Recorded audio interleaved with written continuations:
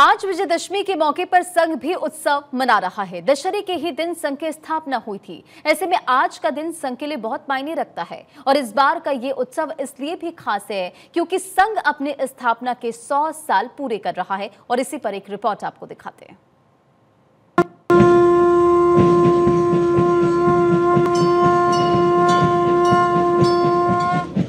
विजयदशमी पर संघ का शस्त्र पूजन।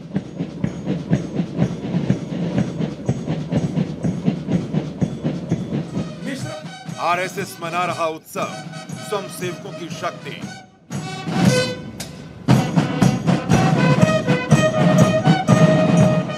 संघ की शक्ति पूजा।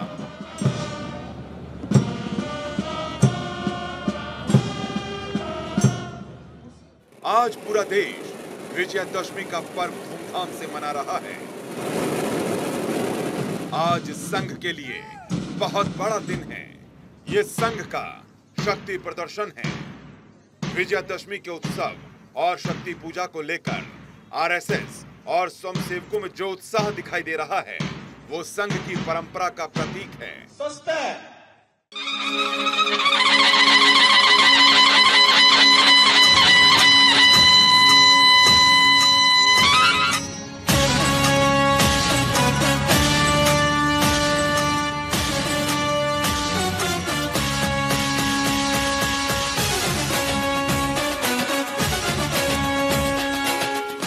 जिसके कण कण में राष्ट्रवाद है,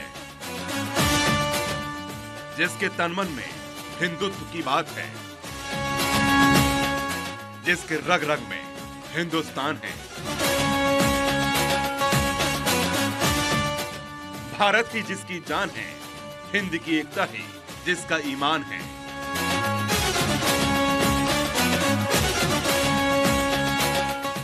जिसने देश के लिए दुश्वारियों के पहाड़ तोड़े, जाति, धर्म, पंथ, संप्रदाय के भेदों से परे समाज के हर वर्ग को साथ लेकर चलने वाले इस संघ का नाम है राष्ट्रीय स्वयंसेवक संघ यानी आरएसएस।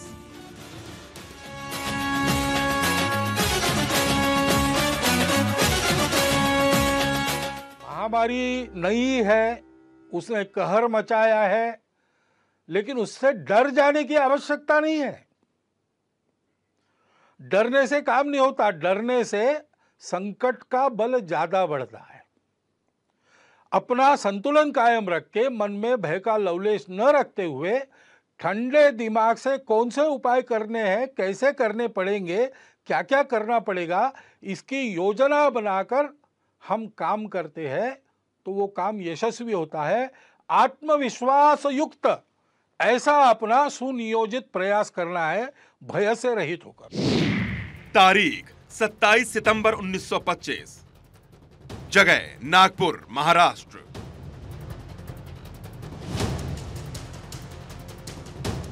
ब्रिटिश हुकूमत वाले हिंदुस्तान में 1925 को नागपुर में एक कमरे में बैठक चल रही थी।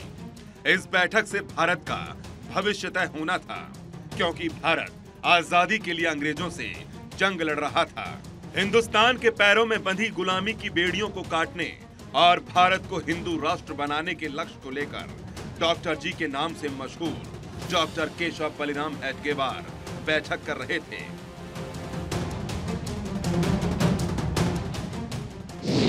एक कमरे में चल रही इस बैठक में डॉक्टर केशव बलिराम हेडगेवार, विश्वनाथ केलकर, भाऊजी कावरे, अन्ना साहने, बालाजी हुद्दार, बापूराव भेदी के अलावा कुल 17 लोग मौजूद थे।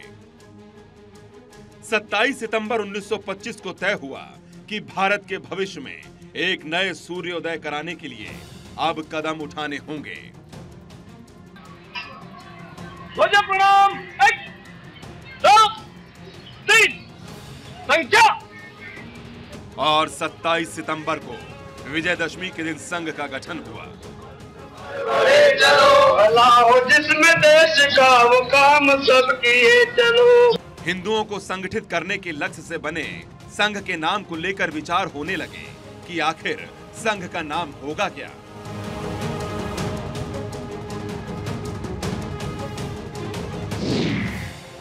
तारीख 17 अप्रैल 1926। ये वो तारीख है जिस दिन संघ का नाम रखने के लिए मंथन हुआ।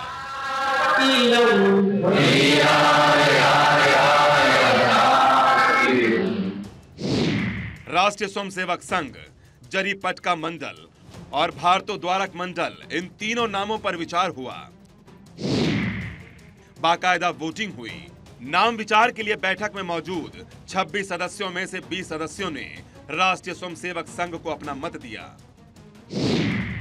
जिसके बाद संघ का नाम रखा गया राष्ट्रीय स्वयंसेवक संघ यानी आरएसएस।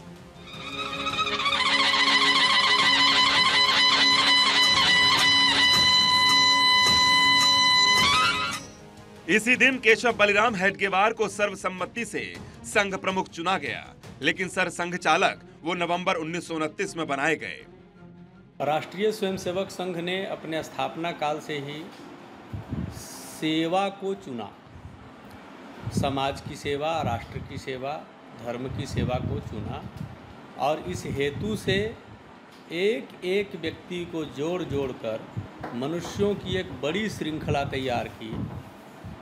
पूरे देश भर के हर प्रांत, जिला और मंडल स्तर तक, पंचायत स्तर तक लोगों को जोड़ा। जहां लोग प्रचार साधनों से संगठन का विस्तार करने की कोशिश करते हैं, भीड़ भाड़ वाले स्थानों पर सदस्यता को उपक्रम बनाते हैं, संघ ने घर घर जाने का, door to door contact and heart to heart contact का थ्योरी अपनाया और इसलिए आरएसएस इतना बड़ा बना। नागपुर के अखाड़ों से तैयार हुआ संघ मौजूदा समय में दुनिया भर में फैल गया है और दुनिया में इंसानियत की सेवा कर रहा है।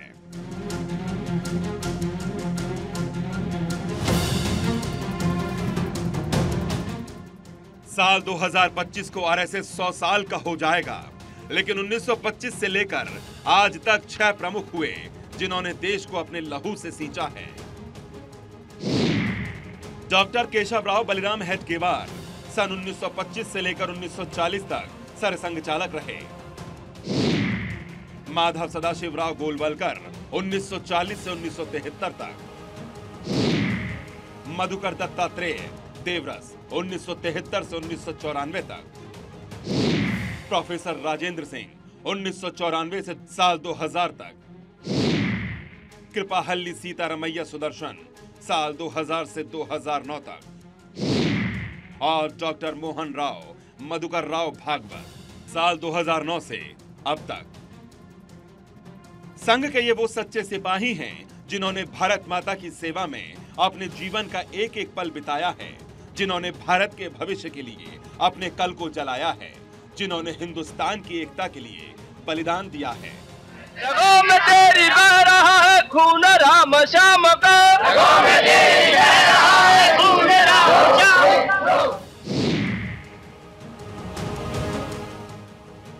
कांग्रेस अधिवेशन में भारत के माथे पर आजादी का परचम लहराने की बात सबसे पहले संघ के संस्थापक ने ही की थी। आरएसएस के पहले सरसंघ चालक डॉक्टर केशवराव बलिराम हेडगेवार ने जंग की आजादी में अपनी जान लड़ाई थी। डॉक्टर हेडगेवार स्वतंत्रता संग्राम में एक बार नहीं बल्कि 2-2 बार जेल गए। आजादी की लड़ाई में लाखों स्वयंसेवकों ने हिस्सा लिया और हजारों स्वयंसेवकों ने बलिदान दिए।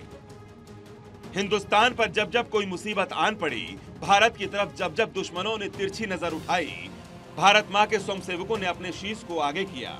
आजादी की लड़ाई हो, 62 की जंग हो या फिर कश्मीर का कोहराम हो, भारत पर जब जब मुश्किल वक्त आया, आरएसएस के स्वयंसेवकों ने हथेली पर जान रखकर हिंदुस्तान की हिफाजत की।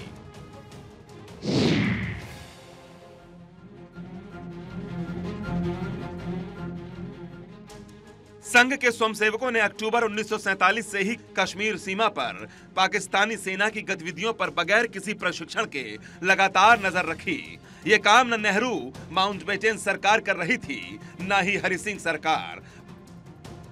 उसी समय जब पाकिस्तानी सेना की टुकड़ियों ने कश्मीर की सीमा लांघने की कोशिश की, तो देश की सेना के कंधों से कंधा मिलाकर स्वयंसेवक खड़े हो गए और मां भारती की रक्षा के लिए अपने प्राणों की आहुति दे दी।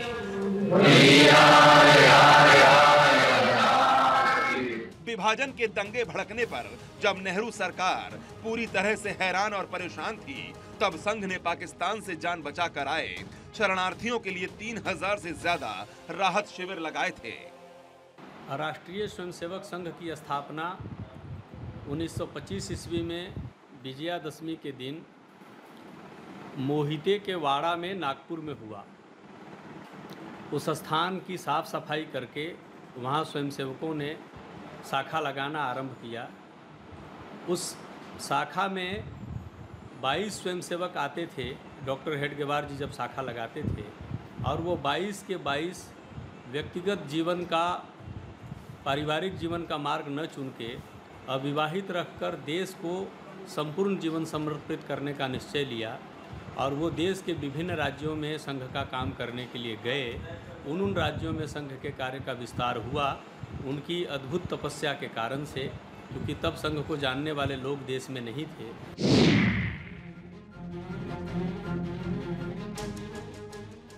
1962 में जब चीन ने धोखा देकर भारत पर हमला कर दिया था, मातृभूमि पर हुए हमले को देखकर आरएसएस के स्वयंसेवक सेना के साथ सीमाओं पर पहुंच गए।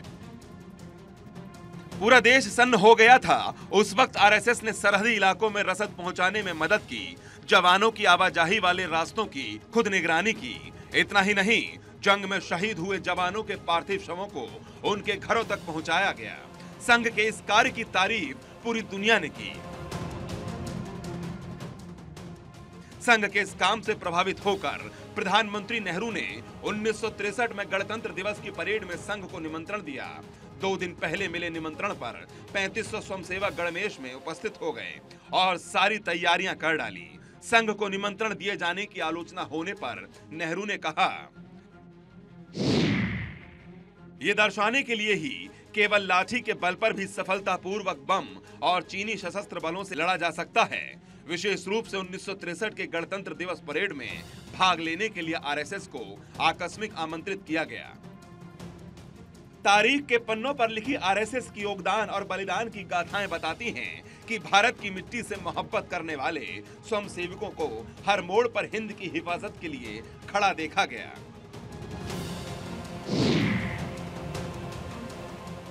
कश्मीर के महाराजा हरि सिंह विलय का फैसला नहीं कर पा रहे थे तो कबायलियों के भेष में पाकिस्तानी सेना सीमा में घुसती जा रही थी। उस वक्त नेहरू सरकार की सांसें फूल गई थीं। तब सरदार पटेल ने आरएसएस के सरसंघचालक गुरु गोलवलकर से मदद मांगी और पाकिस्तान से युद्ध के वक्त प्रधानमंत्री लाल बहादुर शास्त्री को भी संघ याद आ गया था। शास्त्री जी ने सरसंघचालक से कानून व्यवस्था की स्थिति संभालने में मदद देने और दिल्ली का यातायात नियंत्रण अपने हाथों में लेने का आग्रह किया ताकि इन कार्यों से मुक्त किए गए पुलिसकर्मियों को सेना की मदद में लगाया जा सके। घायल जवानों के लिए सबसे पहले रक्तदान करने वाले भी आरएसएस के स्वयंसेवक ही थे। युद्ध के दौरान कश्मीर की हवाई पट्टियों से बर्फ हटाने का काम भी संघ के स्वयंसेवकों ने ही किया। 1975 से 1977 के बीच आपातकाल के खिलाफ संघर्ष और जनता पार्टी के गठन तक में संघ की भूमिका को शायद ही कोई भूल सकता है। सत्याग्रह में हजारों स्वयंसेवकों की गिरफ्तारी के बाद संघ के कार्यकर्ताओं ने भूमिगत रहकर आंदोलन चलाया। हजारों स्वयंसेवकों को जेल में ठूंस दिया गया था। ये तारीखें आरएसएस को हर विपदा पर देश के लिए खड़ा कर रहा है। चाहे 1971 में उड़ीसा में आए भयंकर चक्रवात में मदद की बात हो, भोपाल की गैस त्रासदी हो, 1984 के सिख विरोधी दंगे हों, गुजरात के भूकंप, सुनामी की प्रलय, उत्तराखंड की बाढ़ और करगिल युद्ध के घायलों की सेवा हो, संघ हमेशा देश की सेवा के लिए सबसे आगे आया है। भारत में ही नहीं, नेपाल, श्रीलंका और सुमात्रा तक में स्वयंसेवकों ने सेवाएं दी हैं।